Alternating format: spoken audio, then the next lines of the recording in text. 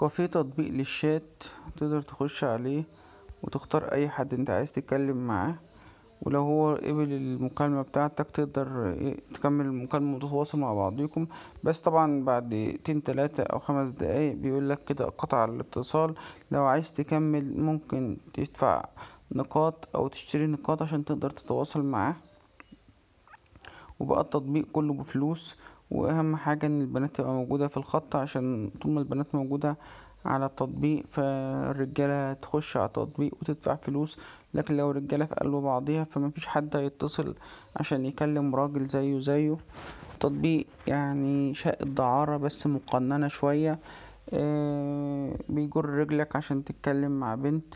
طبعا لو انت بتتكلم مع بنت وما دفعتش عشان تكلمها تاني وتتواصل معاها تاني، فبتفهم ان انت انسان يعني بخيل ومش مهتم يعني، وما بتقدرش تكلمك تاني. فهم بيهتموا بالموضوع ده عشان ايه؟